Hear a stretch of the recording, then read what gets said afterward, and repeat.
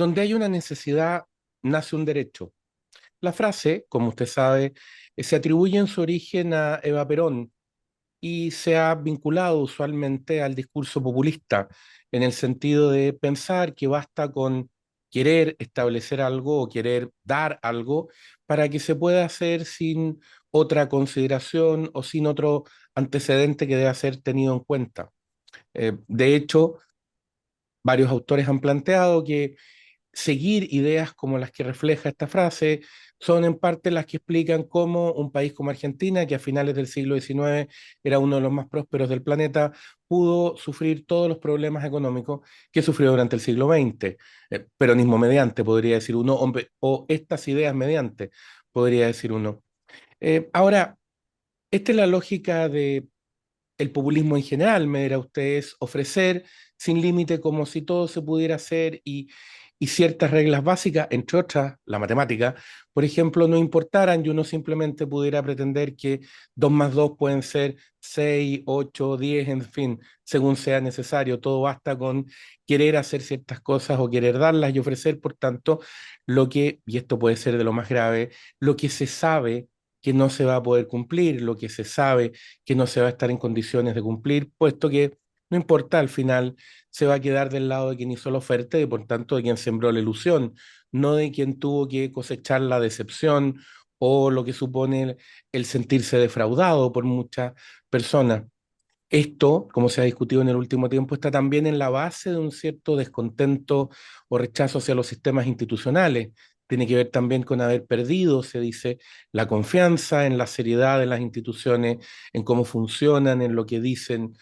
o en lo que prometen o no prometen, sobre todo cuando se sabe, insisto, que eso que se promete no se puede cumplir. Ahora, mire usted, esta es una discusión varias veces abordada.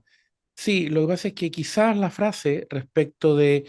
donde hay una necesidad, nace un derecho, refleja bien ciertos problemas a los que se enfrentan nuestras autoridades hoy día a partir de una confluencia de situaciones en que los recursos parecen volver a escasear simplemente porque siempre escasearon, más allá de las discusiones que se puedan haber planteado, de las excusas que se puedan haber querido dar.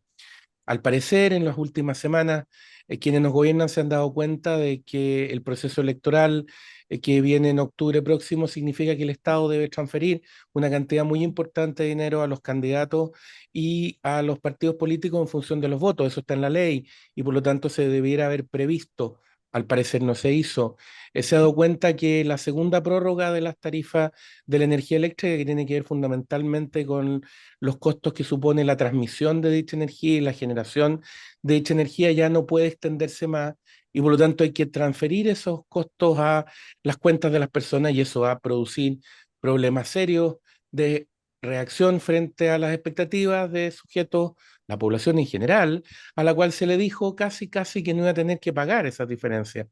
Y así hay una serie de otras materias en las que parece ser que la autoridad entendió que había cuentas que nunca se iba a tener que pagar y ahora se enfrenta a la realidad que esas cuentas, como siempre, hay que finalmente pagarlas. Ya pasó frente a la discusión sobre si efectivamente se iba o no a condonar el CAE. Al parecer, finalmente, los números, la realidad de los números se terminó imponiendo, pero hay una serie de otras áreas donde sencillamente la matemática vuelve a decir los recursos no alcanzan. La solución es relativamente conocida. La solución sería, como se ha planteado desde siempre en estas materias por los sectores afines a quienes nos gobiernan, una alza de impuestos, otra más.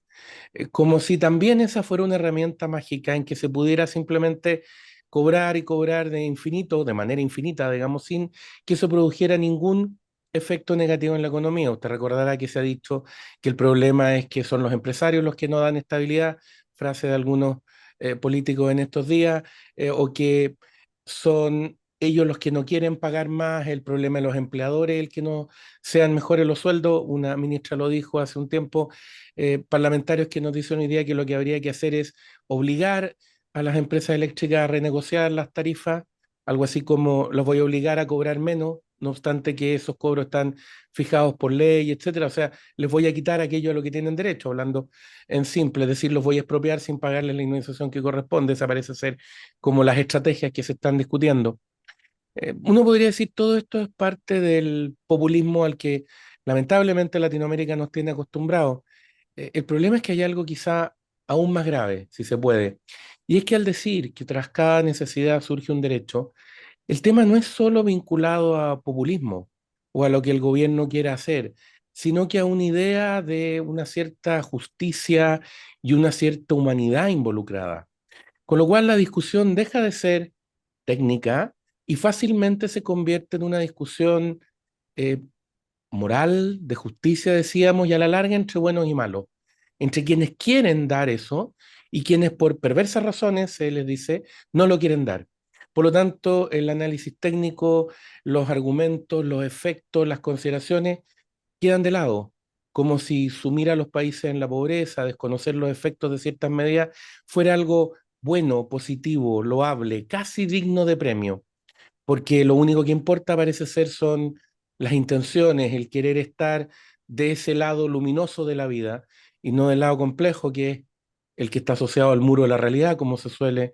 decir. Eh, esta frase, detrás de cada necesidad o siempre que hay una necesidad ahí surge un derecho,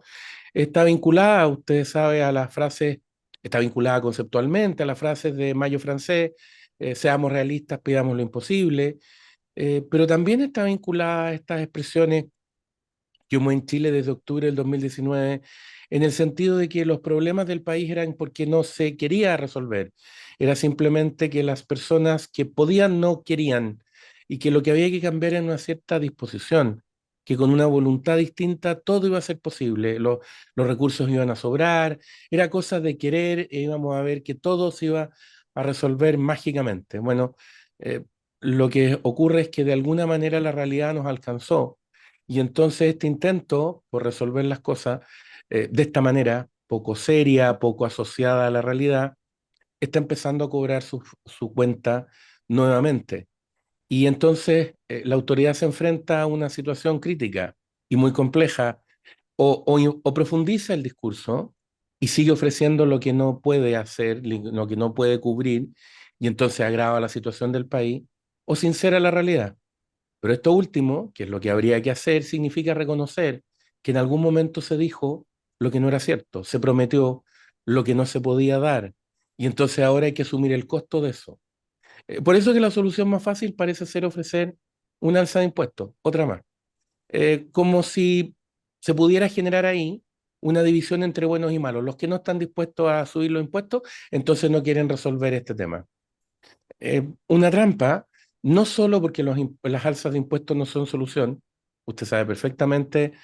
cuánto es el gran efecto negativo que tienen sobre la economía, pero no es solo eso, sino que es la trampa que consiste en creer que ahora sí esta va a ser la última.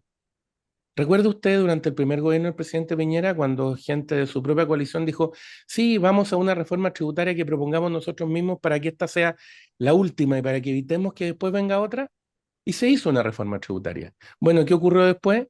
Que la presidenta Bachelet hizo una pésima reforma tributaria a continuación. Y uno de los argumentos fue que la reforma hecha durante el primer gobierno del presidente Piñera era una demostración de que se necesitaban reformas tributarias en Chile, pero que habían quedado cortas. Eso es lo que va a ocurrir. Si se aprueba otra alza, esa alza no va a cambiar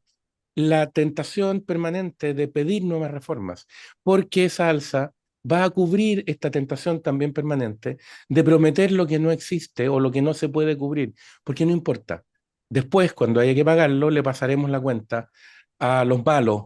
planteando una nueva reforma tributaria y obligándolos a aceptarla. El efecto en el país, las consecuencias, la pobreza que eso significa, el estancamiento, bueno, esas son discusiones que quedan de lado porque son demasiado áridas, demasiado duras, no son parte de una suerte de visión más romántica, menos rígida del mundo, se podría decir. Este es quizás el momento para recordar no las fórmulas matemáticas, sino que una extraordinaria formulación de este tipo de problemas que está presente en una canción de Serrat. Este es el momento, siguiendo a Serrat, de recordar que